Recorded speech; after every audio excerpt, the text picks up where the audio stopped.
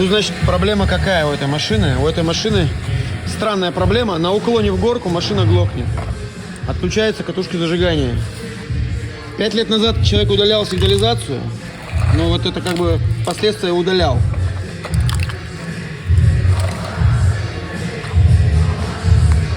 Это, кстати, датчик, смотри, по ходу вибрации или чего-то.